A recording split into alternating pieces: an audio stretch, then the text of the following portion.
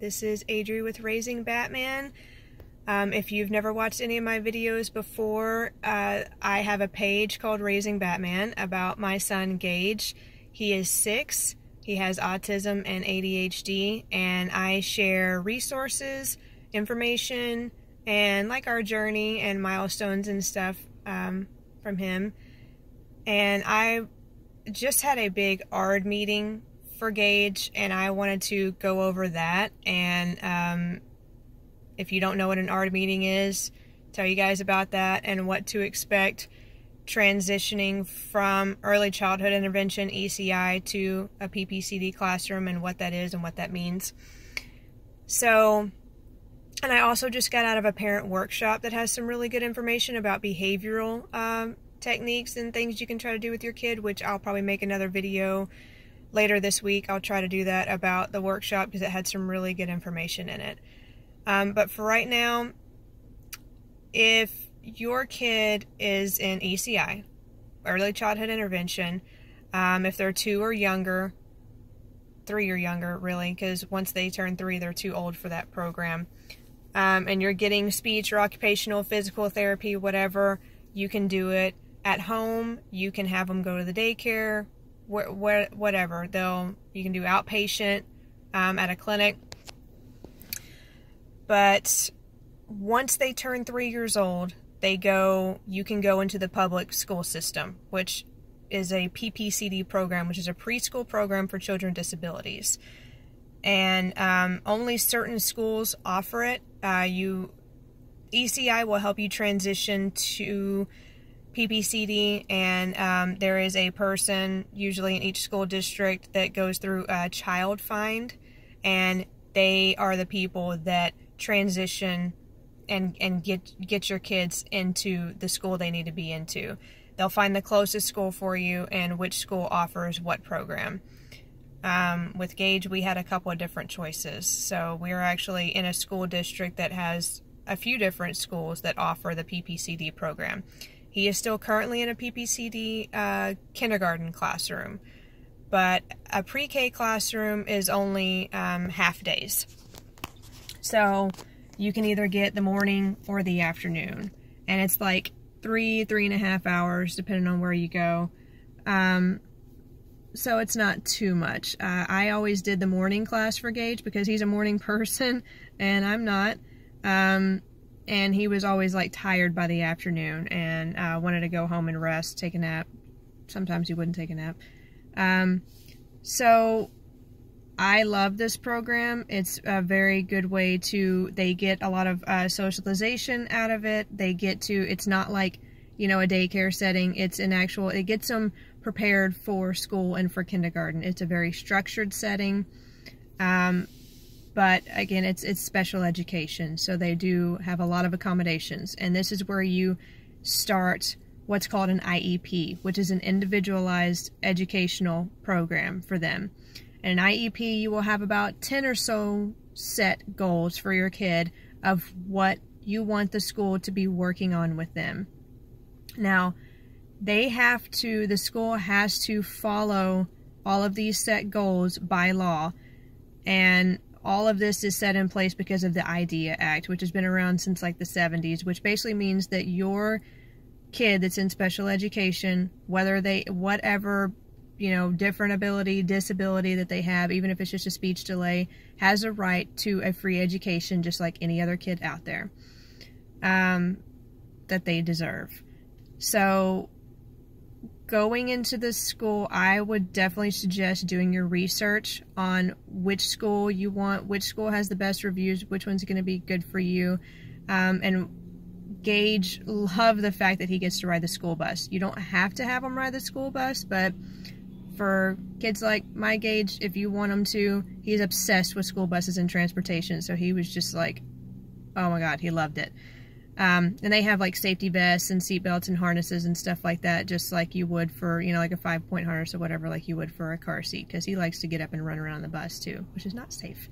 So, and in these ARD meetings, which is admission, review, and dismissal, you go over the IEPs and all of the behavioral intervention programs if you want one in place, or just basically any kind of accommodations that your kid is going to need. And it is, the last ARD meeting we just had was about 2 hours. I've heard of longer. I've had some that are shorter. But in order to get into these PPCD programs, they are going to want to do their initial evaluation. This is where you can get your diagnosis, because ECI does not diagnose. They'll just do their evaluation and determine if he needs service, your kid needs services or not.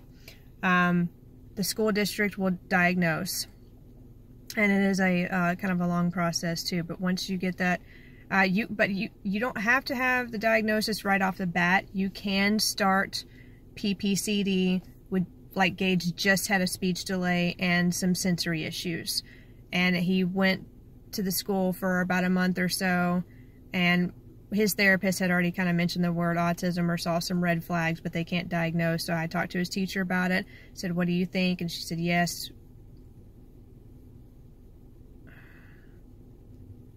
Sorry, had a phone call. She said, yes, I do see some red flags. I think we need to get him evaluated. And from there, that's when he got his diagnosis. So even without a diagnosis, you can still have this, your IEP and things and goals that you want them working on. So it can be kind of the same goals that they had through ECI, but this is a little more, I guess, formal, if you will. So Gage's ARD this time around was a full reevaluation and everything, because they reevaluate them every 3 years to make sure that they are still going to be on the spectrum, which, of course, he is. So, it was a big, long process, and getting everything added on there that we needed. So just be prepared. You think buying a house is a lot of paperwork, or a car or anything like that, big purchase is a lot of paperwork. I mean, this is just a quarter probably of what I usually get, just packets and packets and packets of paperwork all the time. But it has his full evaluation in there, and they literally type out every single thing that they did with them. And then, of course, there is the IEP. Now, with the IEP, their goals that they want for them, in order to be considered master, they have to be doing it like 70% of the time, because it's not going to be 100% of the time, all the time thing. So in these goals, like I said, most of the time the teachers or therapists will provide them for you, just like kind of like they do with ECI, and you agree on them. Now, some of the things that I thought that Gage, he learns very quickly, and he's going to get bored, and you're going to see more behavioral problems if he's bored, because he already knows it, and he's like, why are we doing this? I already know this stuff. So I kind of tweak him a little bit to, I know what's best for my kid, you know what's best for your kid, to what is going to work for them. So you have the right to change that. You have the right to push for anything you want. You are your kid's advocate. You know what's best. This time around, we were talking about an extended school year for Gage, which, like I mentioned in my other videos, his biggest problem is transitioning. He has an extremely hard time with that. Big behavioral problems. Every time he has, like we just had Thanksgiving break, you will see, if we had a graph, which we do with his ABA, big spikes in behavioral problems that he has. Winter breaks, especially summer breaks. Oh, summer is so hard. Oh my God. So yes, push, and you can change whatever. One thing I didn't know when we first started PPCD, at school, they can get speech therapy. They'll get it once a week for like 30 minutes. They can get occupational therapy. It's not as often. It's like maybe, I think it's 2 or 3 times a month for occupational therapy. But you can also be getting them additional speech, occupational, physical, whatever it is, therapy that they need. Feeding therapy, whatever it is. You just won't be going through ESI anymore. So you have to call your insurance and see what they cover and what companies they use. So they can give you a list of companies in your area, and you can call them and see if they have room, if they have a waiting list, or whatever the case is. I found usually it was easier to do in-home therapy because a lot of the outpatient therapies do have longer waiting lists, whereas with the in-home therapy, the way it works is they have several different therapists, and they can find a therapist that is in your area that can work with your schedule. Whereas the outpatient, they just kind of like, they usually have more people coming to them, and it's like you kind of get what you get, or you sit on a waiting list to get the time that you want to get, and you get whatever therapist, you know, they give you. So they can be doing PPCD, and they can also be doing the additional outside therapies too. And at the time when we were doing in-home therapy, it helped a lot for Gage too, and for me, because I also had a new baby. So a lot of that going in and out and all that stuff. And Gage had a lot of anxiety with new places too, and a very, very, very, very bad separation anxiety. So it was a lot easier for us at the time because I could be in the house with him when he's getting the therapies, versus I'm not dropping him off. I'm staying in the lobby, but he's going back in a room without me. So that wasn't good. So now he does outpatient therapy, and he loves it. He's older and is used to that stuff now, because we did that with his ABA therapy as well. So ARD meetings, just be prepared for that. And if you guys have any questions on how to get into PPCD, or like the transition process, or anything else that you might need, just let me know. If you ever have problems, like say your kid is already in PPCD, and you are getting a lot of pushback from the school, or whatever the case may be, you can also hire an advocate if you don't have somebody. Like this time around, I brought Gage's lead BCBA, his lead person at the ABA facility, with me. She's awesome. I love her. She's great. And she was able to, that way everybody can be on the same page, number one, and number two, she could advocate for me if I really needed it. She's really good.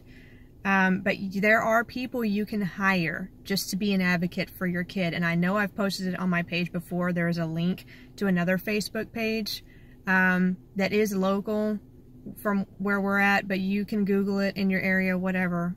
You can do that. I've never done that, so I don't know how much it is, but it might be worth it to some people if you're getting a lot of pushback, because sadly it does happen.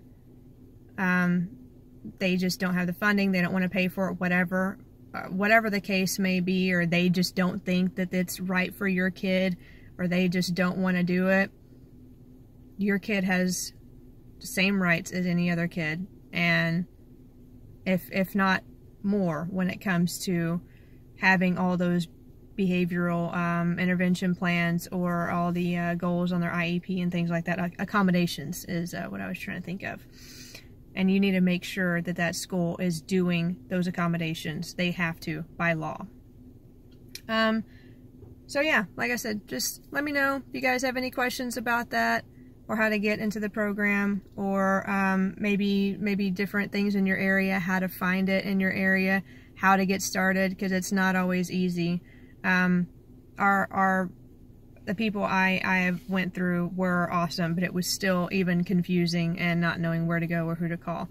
So just send me a message or whatever, and hopefully I will be able to help y'all, especially if you have any more questions about ARDs or how they work or anything like that. So hope y'all are having a good day. Thanks.